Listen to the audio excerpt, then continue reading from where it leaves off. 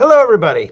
It's beautiful outside now, but it's easy to forget that a few short months ago, Staten Islanders lived through one of the biggest snowstorms in recent memory. Some parts of our borough got nearly 30 inches of snow. The Staten Island Railway was suspended. Roads were still impassable in many neighborhoods, and school bus service was disrupted. Parents were digging out driveways, teachers were struggling to get to work, and yet City Hall decided that all New York City schools should reopen. The result? In some Staten Island schools, attendance was in the teens. Across the borough, nearly 70% of students stayed home. Think about that for a second. When 7 out of 10 students don't show up, how do you have a normal day? How do you have anything close to a normal day? That's a sign that something isn't working. Now, this isn't about relitigating a snowstorm. The snow melted, life moved on. But the storm exposed a larger problem. New York City has become so centralized that we often pretend all five boroughs are exactly the same, and the truth is they're not.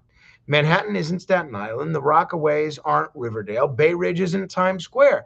We have different transportation systems, different geography, different infrastructure, and sometimes very different conditions during emergencies. You remember when they asked the mayor why he didn't handle the snow removal on Staten Island well. He said, well, it's the unique topography of Staten Island. As much as I poked fun at that answer at the time, he did raise a point that the topography of Staten Island is nothing like the topography of Manhattan.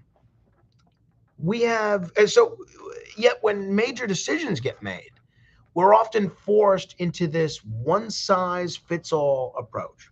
That's why at the next City Council stated meeting on June 11th, I'll be introducing a resolution calling on Albany to change state law and allow limited borough level flexibility during declared emergency. The idea is very simple. If Staten Island is buried under nearly 30 inches of snow while conditions elsewhere are more manageable, local education leaders should at least have the ability to recommend a different course of action. Maybe it's a delayed opening, maybe it's remote learning, maybe it's a temporary closure. The point is that local conditions should count for something. And I want to be very clear about something. This is not an attack on mayoral control. This bill does not eliminate mayoral control. It doesn't take authority away from the chancellor. The final decision can still remain with City Hall. What it does is create a mechanism for local realities to be part of the conversation. Because here's the truth. Today, it's a snowstorm in Staten Island. Tomorrow, it could be flooding in Queens. It could be a major power outage in Manhattan. It could be a transportation emergency in Brooklyn. Every borough benefits when government has the flexibility to respond to actual conditions instead of pretending every neighborhood is experiencing the same thing. This is ultimately a good government proposal.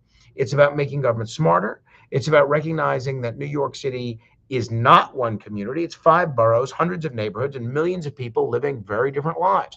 The lesson of that storm wasn't that anyone was malicious or had bad intentions. The lesson was that a city this large needs flexibility. When conditions are different, the response should be different too. I think that's just common sense. And it's exactly what this legislation is designed to achieve. So I'm looking forward to introducing it, and I'm hoping many of my fellow council members on both sides of the aisle will consider supporting it.